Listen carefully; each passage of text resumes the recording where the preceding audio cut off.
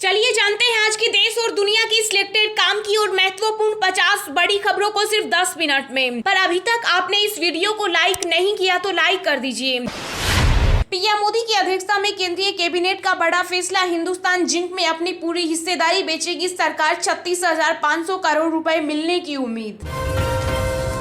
महंगाई से जंग, गेहूं के बाद अब चीनी को लेकर केंद्र सरकार का बड़ा फैसला, 1 जून से निर्यात पर लगाया प्रतिबंध। आज से लागू होगा इनकम टैक्स का नया नियम, बिना पे आधार ट्रांजैक्शन की लिमिट तय नहीं, नियम तोड़ने वाले फंस जाएंगे मुश्किल में। कपिल सिब्बल ने कांग्रेस से इस्तीफा दिया, सपा से राज्यसभा उम्मीदवार के लिए नामांकन दाखिल किया। यात्रियों को फ्लाइट में खराब सीट देना अब महंगा पड़ेगा, एयरलाइंस को मिली चेतावनी। जन गण मन की तरह वंदे मातरम को सम्मान देने वाली याचिका पर कोर्ट ने केंद्र सरकार को भेजा नोटिस, 6 हफ्ते में मांगा जवाब। कांग्रेस ने नेताओं को पार्टी के लिए भारतीय राष्ट्रीय कांग्रेस नाम का इस्तेमाल करने की दी सलाह। वृंदावन में श्रद्धालुओं को मिलेगा मुफ्त भोजन, मुख्यमंत्री योगी आदित्यनाथ 3 जुलाई को करेंगे अन्नपूर्णा भोजनालय की शुरुआत। ज्ञानवापी मस्जिद केस में सिविल जज ने नई याचिका फास्ट ट्रैक कोर्ट में भेजी, 30 मई को ज्ञानवापी को हिंदुओं को सौंपने पर होगी सुनवाई। भारत ने यूएनएससी में तालिबानी फरमान पर जताई गहरी चिंता, चेहरा ढकने संबंधी आदेशों को वापस लेने का किया आह्वान। जलवायु परिवर्तन के चलते रोटी की भी बढ़ेगी कीमत, गेहूं के उत्पादन पर दिखने लगा असर। राजस्थान में 17 लाख से ज्यादा उपभोक्ताओं का बिजली बिल आया जीरो, सीएम गहलोत ने ट्वीट कर दी जानकारी। बॉलीवुड अभिनेता अक्षय कुमार की फिल्म पृथ्वीराज देखेंगे केंद्रीय गृह मंत्री अमित शाह, 1 जून को दिल्ली में रखी गई है स्पेशल स्क्रीनिंग। कोरोना के बाद भी यूपी की जीएसडीपी में आया बड़ा उछाल, पिछले 5 साल में 40% का हुआ इजाफा। बीजेपी ने एक बार फिर उड़ाया राहुल गांधी का मजाक, कहा बिना तैयारी या कोचिंग के ना करे प्रेस से बात। दिल्ली के सीएम अरविंद केजरीवाल से मिले कश्मीरी पंडित, बोले वोट के लिए मोहरे के रूप में होता है हमारा इस्तेमाल। राजस्थान में सिर्फ 5 दिन का कोयला से छत्तीसगढ़ में जल्द नहीं मिली मदद तो गंभीर बिजली संकट में डूबने की चेतावनी। यूपी गोरखपुर एम्स में जल्द शुरू होगी एयर एम्बुलेंस सेवा, हेलीपैड बनाने की तैयारी जोरों पर। अब आईडीएफसी बैंक ने एफडी पर बढ़ा इंटरेस्ट रेट, 6.25% तक दे रहा है रिटर्न। केंद्रीय वाणिज्य एवं उद्योग मंत्री पीयूष गोयल ने किया दावा, कहा भारत द्वारा गेहूं निर्यात पर पाबंदी का ग्लोबल मार्केट पर नहीं पड़ेगा असर। देश में बढ़ रहा कोरोना टीकाकरण का ग्राफ, 15 से 18 साल से 80 से अधिक किशोरों को लगी पहली डोज। उत्तर कोरिया ने बैलिस्टिक मिसाइलों का किया सफल परीक्षण, अमेरिका ने कहा चाहे जो भी हो करे हम हर चीज के लिए तैयार। योगी सरकार आज पेश करेंगे दूसरे कार्यकाल का पहला बजट, वित्त मंत्री सुरेश खन्ना ने बताई कई खास बातें। पाकिस्तान के पूर्व पीएम इमरान खान की रैली विफल करने में जुटी सरकार, कई शहरों में धारा 144 लागू, धरपकड़ हुई तेज। पंजाब के मुख्यमंत्री भगवंत मान ने कहा 6 मंत्रियों का काम बढ़िया, 3 का संतोषजनक, 6 माह बाद फिर होगी समीक्षा। जातीय जनगणना पर सर्वदलीय बैठक के लिए तारीख तय, 1 जून को 7 बैठक, बिहार के सभी सियासी दल सामने आ सकते हैं इसके साइड इफेक्ट। यासीन मलिक को लेकर पीडीपी प्रमुख महबूबा मुफ्ती बोली, मुस्लिमों को कुचल रही बीजेपी सरकार। महंगाई से मिलेगी राहत, अब खाने का तेल भी होगा सस्ता, सरकार ने उपभोक्ताओं के हित में उठाया बड़ा कदम। चीन में कोरोना की सख्त पाबंदियों से जनता परेशान, बीजिंग में नियम तोड़ने पर दी जा रही कड़ी सजा। अखिलेश यादव ने विधानसभा में योगी सरकार पर बोला हमला, कहा यूपी के इतिहास में बीजेपी सबसे विफल सरकार रही। कर्नाटक सड़क हादसे पर प्रधानमंत्री नरेंद्र मोदी ने जताया शोक, मृतकों के परिजनों को 2-2 लाख रुपए की अनुग्रह राशि देने की घोषणा की। बॉलीवुड के दिग्गज अभिनेता अमिताभ बच्चन ने 26/11 हमलों पर मुंबई के ज्वाइंट कमिश्नर विश्वास पाटिल की पुस्तक का किया विमोचन। टेड्रोस एडहानोम गिब्रेयसस एक बार फिर चुने गए विश्व स्वास्थ्य संगठन के प्रमुख। एनएसए अजीत डोभाल आज तजाकिस्तान जाएंगे, क्षेत्रीय सुरक्षा वार्ता में लेंगे हिस्सा।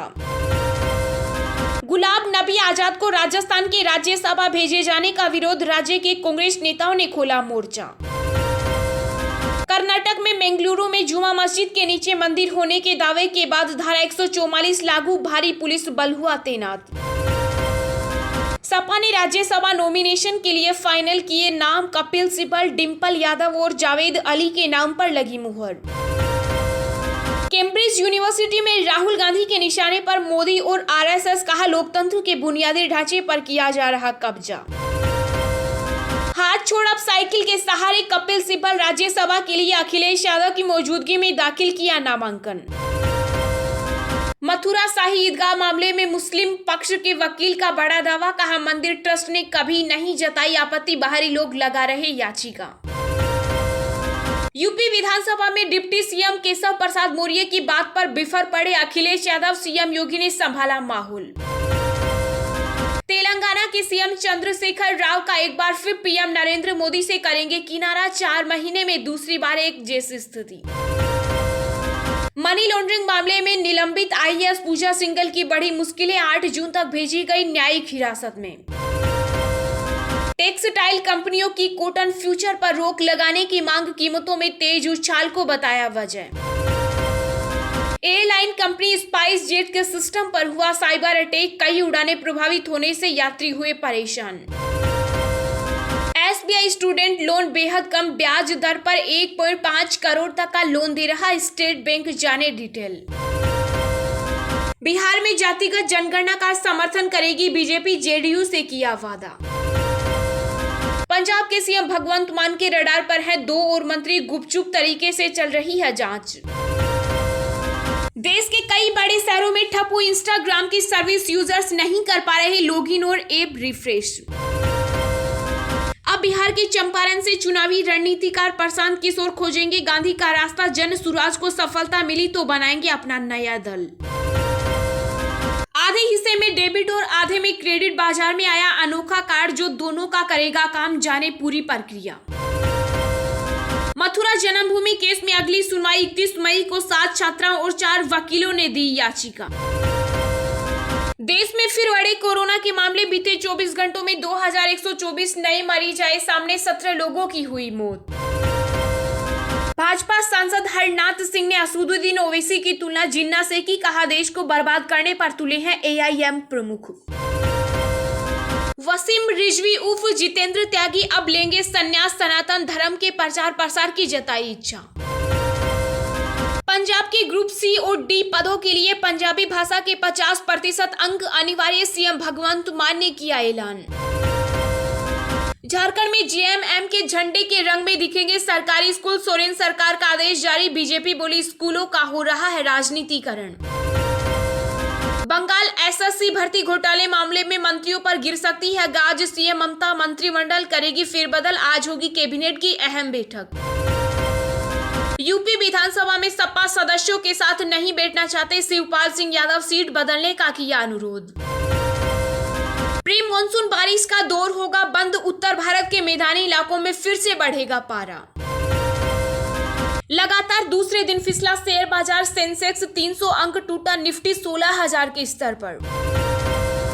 आईपीएल के इतिहास में 7वीं बार 700 का आंकड़ा पार, राजस्थान रॉयल्स के धुरंधर बल्लेबाज जोस बटलर बने सुपरमैन। चलिए अब जानते हैं जो आम आदमी के काम की और फायदेमंद खबरें हैं उनको विस्तार से, पर इससे पहले अभी तक आपने इस वीडियो को लाइक नहीं किया तो लाइक कर दीजिए।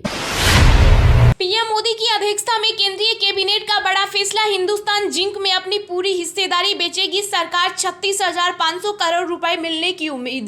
जी हां, प्रधानमंत्री नरेंद्र मोदी की अध्यक्षता में हुई कैबिनेट की बैठक में केंद्रीय कैबिनेट ने हिंदुस्तान जिंक में अपनी हिस्सेदारी की बिक्री को मंजूरी दी है। सरकार हिंदुस्तान जिंक में अपनी पूरी हिस्सेदारी बेचेगी। इस सरकारी कंपनी में सरकार की हिस्सेदारी 29.54% है। हिस्सेदारी बिक्री से सरकार को लगभग 36,500 करोड़ रुपए रुपए मिलने की उम्मीद है। मीडिया रिपोर्ट्स के मुताबिक केंद्रीय कैबिनेट की बैठक में सरकार ने हिंदुस्तान जिंक में हिस्सेदारी बेचने का फैसला किया। सरकार ने बताया कि shipping corporation of India, Pawan Hans, IDBI bank और भारत पेट्रोलियम कॉरपोरेशन लिमिटेड की स्ट्रेटेजिक सैलरी में देरी हो रही है, जिसके चलते सरकार ने वित्त वर्ष 2023 के लिए 65,000 करोड़ रुपए के विनिवेश लक्ष्य का अनुमान लगाया है। वहीं केंद्र ने चालू वित्त वर्ष में अब तक विनिवेश के माध्यम से लगभग 23,575 करोड़ रुपए जुटाए हैं। इसमें से 20,560 करोड़ LIC के IPO से लगभग 3,000 करोड़ सरकारी एक्सप्लोरर ONGC में 1.5% की बिक्री है।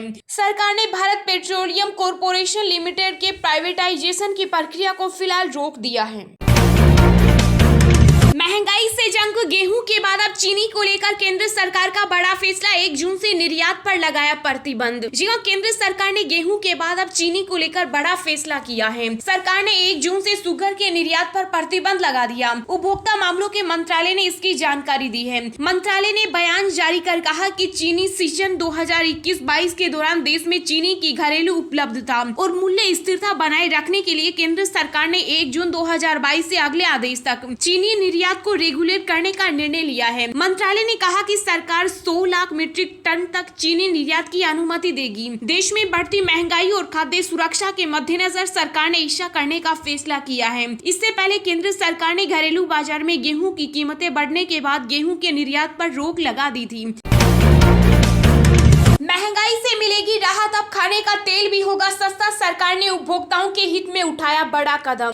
बढ़ती महंगाई से जनता को राहत देने के लिए मोदी सरकार ताबड़तोड़ फैसले ले रही है। पेट्रोल, डीजल और गैस सिलेंडर के बाद अब खाने का तेल भी सस्ता होगा, क्योंकि सरकार इस पर आयात शुल्क से छूट देने जा रही है। सरकार की ओर से जारी नोटिफिकेशन के अनुसार सोयाबीन और सूरजमुखी तेल का 1 साल में 20-20 लाख मीट्रिक टन आयात बिना शुल्क किए जा सकेगा। कारोबारियों को यह छूट 25 मई 2022 से 31 मार्च 2024 तक मिलेगा। सूत्रों का कहना है कि इंपोर्ट ड्यूटी और सेस में इस कटौती से ग्राहकों के लिए खाने का तेल सस्ता हो जाएगा।